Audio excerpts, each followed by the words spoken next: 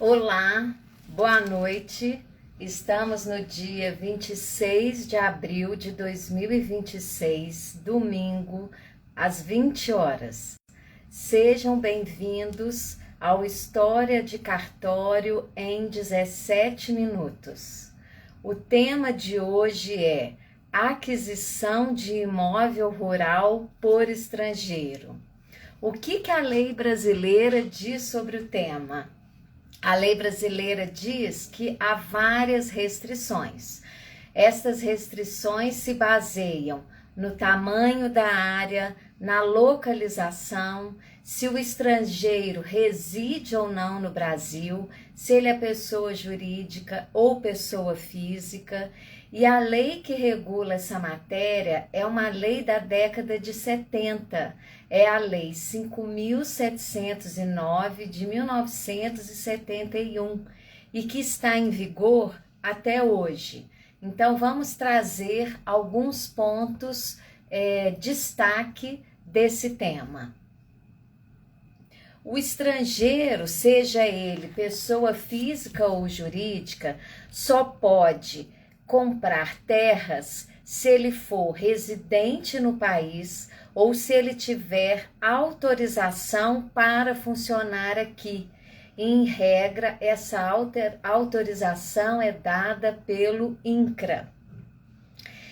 E tem limites. Se for estrangeiro da mesma nacionalidade, pode adquirir até 10% do município. Se forem estrangeiros de nacionalidades diferentes, podem adquirir até 25% do município. E aí temos as seguintes questões também. Se a aquisição for até 3 módulos fiscais, a aquisição é livre, não precisando de autorização prévia, apenas o cumprimento das exigências legais que estão na Lei 5.709. Se a aquisição for de imóvel do tamanho de 3 a 50 módulos fiscais, aí sim vai ser necessária uma autorização do INCRA. A pessoa jurídica, se ela for estrangeira ou se ela for uma pessoa brasileira, uma empresa brasileira que tenha sócios estrangeiros, aí é que mora a questão. Aí é que começa a nossa história. Na verdade, a nossa história começa em 2014, quando o INCRA buscou anular um parecer da Corregedoria Geral de Justiça de São Paulo, que estava desobrigando os notários e registradores daquele estado de cumprir as restrições e exigências da Lei 5.709 de 71. O INCRA entrou com esse processo em 2014. Um ano depois, em 2015, a Sociedade Brasileira Rural, que congrega uma série de proprietários e empresas rurais do Brasil, buscou um novo entendimento para o artigo 1º para essa lei de 1971. Por quê? Essa lei de 1971 fala lá no artigo 1º, parágrafo 1º, que se a empresa nacional tiver capital estrangeiro, ela também está sujeita às restrições na hora de adquirir um imóvel rural no Brasil. E a Sociedade Brasileira Rural alegou 2 pontos. Primeiro, que a Constituição Federal de 1988, quando traz restrições à aquisição, ela fala apenas em estrangeira, pessoa estrangeira. Não fala em pessoa ou empresa brasileira com capital estrangeiro. E o outro argumento que a sociedade rural trouxe foi uma emenda de 1995 que estava equiparando esse tipo de empresa controlada por estrangeiros a uma empresa nacional. E aí isso chegou ao Supremo. Quando chegou ao Supremo, isso teve todo o trâmite legal, inclusive teve participação de várias entidades como a Federação das Indústrias, a FIENG, teve participação, obviamente, da Procuradoria-Geral da República, mas outras entidades ligadas à produção, por exemplo, a Abrafrutas, que é a Associação Brasileira dos Produtores de Frutas. Então, essas empresas, essas associações, essas entidades conseguiram direito de participar desse processo, porque é um processo de uma relevância gigante, né? Porque se você equipara uma empresa nacional com capital estrangeiro a uma empresa nacional, ela não vai estar sujeita às mesmas restrições legais, né? E esse processo correu, andou, até que agora, na semana passada, recentemente, dia 23 de abril de 2026, o Supremo decidiu. E o que o Supremo decidiu?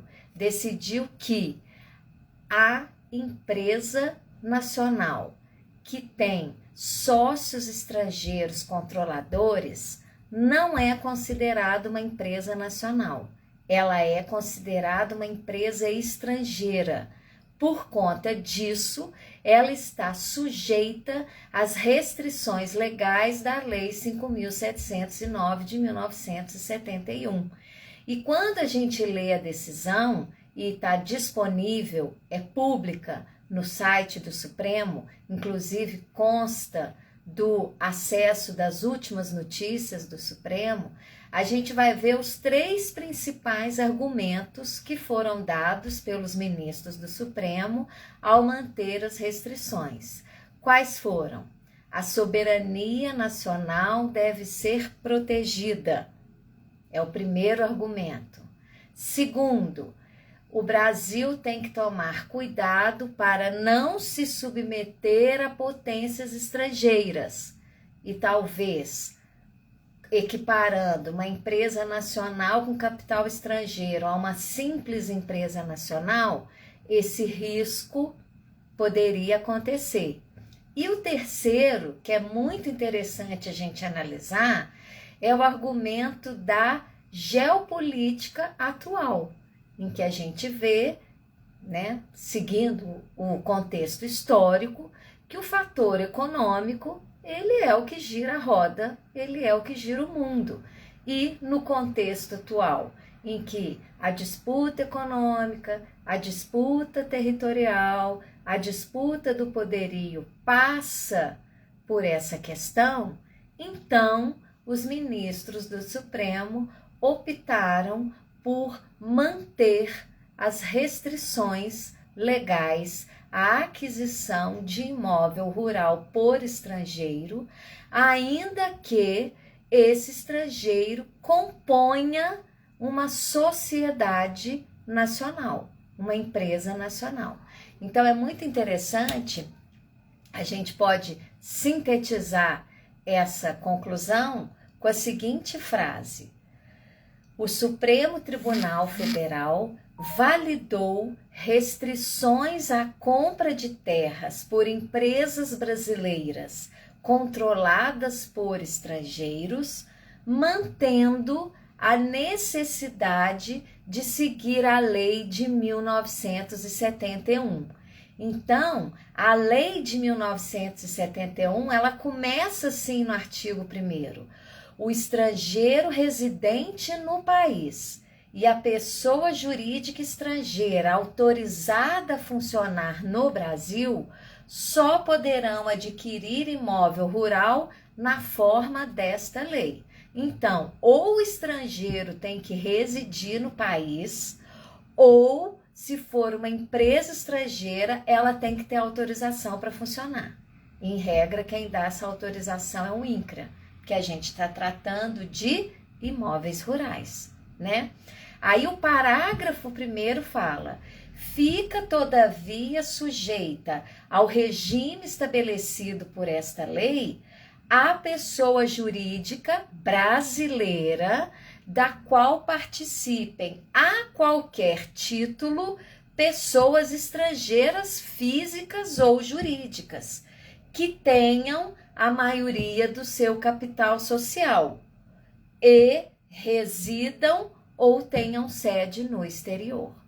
Então, o pleito feito pela Sociedade Brasileira Rural foi julgado improcedente. E aquele parecer da Corregedoria Geral de Justiça de São Paulo também foi considerado, digamos assim, nulo, embora a própria Corregedoria Geral de Justiça de São Paulo tenha revogado esse parecer, quando foi dada uma liminar no curso do processo. Então, isso é uma decisão recente, atual e muito importante.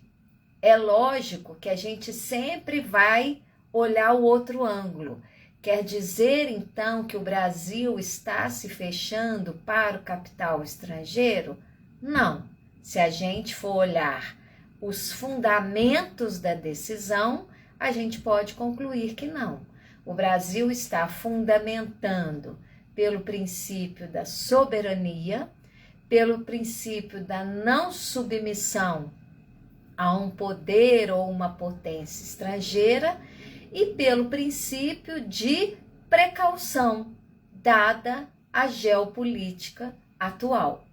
E é importante a gente também lembrar o seguinte: a gente tem um Código Nacional de Normas para os cartórios, que é o provimento 149 de 2023, e que tem um capítulo específico para arrendamento rural de imóvel estrangeiro. Então, ele coloca essas questões, né? A pessoa, se for estrangeira, pessoa física, ela tem que residir no Brasil. Se ela for pessoa jurídica, ela tem que ter uma autorização para funcionar aqui no Brasil. Se ela vai ter que, então, apresentar, quando ela for fazer, por exemplo, o arrendamento do imóvel rural, um dos requisitos que ela tem que apresentar ao cartório é a comprovação de que ela tem essa autorização do INCRA, né? Olha que interessante. E essa autorização tem que estar dentro do prazo. O provimento coloca: o prazo de validade da autorização do INCRA é de 30 dias, período em que deverá ser lavrada a escritura pública, seguindo-se o registro obrigatório na circunscrição da situação do imóvel, no prazo de 15 dias contados da data da lavratura do instrumento público. Então, se o estrangeiro, seja ele pessoa física, seja ele pessoa jurídica, ele vai ter que apresentar a autorização do INCRA para funcionar, né? Aqui no Brasil.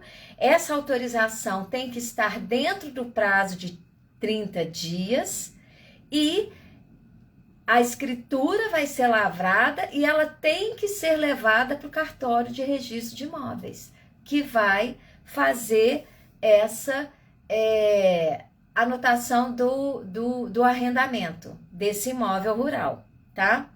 E aí, o que o provimento nacional fala? Os cartórios de registro de imóveis vão inscrever esses contratos de arrendamento rural celebrados pelas pessoas indicadas num lugar específico, que é o quê? O código no livro de registro de aquisição de imóveis rurais por estrangeiros. Esse livro foi criado em 1974. Então, a gente tem a Lei 5.709, que desde a década de 70 regulamenta a aquisição de imóveis rurais por estrangeiro. Em 1974, os cartórios de imóveis tiveram que criar esse livro. E outro dado importante: e se esse imóvel estiver num lugar limítrofe, por exemplo, entre Minas e Rio de Janeiro, será que os dois cartórios de registro de imóveis vão ter que fazer a inscrição? Sim, É o que diz o provimento 149. Os registros relativos a imóveis situados em comarcas ou circunscrições limítrofes serão feitos em todas elas, devendo constar dos registros esta circunstância. E, mais uma última informação, trimestralmente, os oficiais de registro de imóveis devem remeter às suas corregedorias gerais de justiça e também ao INCRA as informações sobre atos praticados relativos à aquisição de imóvel rural por estrangeiro. Então, fechando o nosso quadro, nós já estamos aqui com 15 minutos. Esse quadro tem a ideia de ter 17 minutos. A história de cartório real, que começou em 2014 e em 2015, em que o INCRA buscou anular um parecer da Corregedoria de São Paulo, que falava que os tabeliães e registradores deveriam considerar a empresa nacional com capital estrangeiro como empresa nacional sem as restrições. Esse processo judicial juntou-se ao processo de 2015, em que a Sociedade Brasileira Rural buscou uma nova leitura do artigo 1º da Lei de 1970. E a conclusão, para a gente finalizar, repetindo, foi a decisão do Supremo Tribunal Federal de 23 de abril de 2026, no seguinte sentido: o Supremo Tribunal Federal validou as restrições à compra de terrenos por empresas brasileiras controladas por estrangeiros, mantendo a necessidade de se seguir a Lei de 1971. Então, a empresa nacional que for controlada por estrangeiro é considerada empresa estrangeira e deve seguir todas as restrições impostas pela Lei 5.709 de 1971. Agradeço a atenção de vocês. Quem chegou agora, domingo que vem, chegue às 20 horas em ponto, porque a história de cartório vai durar apenas 17 minutos. Se você quiser saber mais sobre cartórios, é só acessar o nosso perfil cartório.oficial em todas as plataformas. Registre aí e compartilhe, porque informação compartilhada é conhecimento multiplicado. Até a próxima!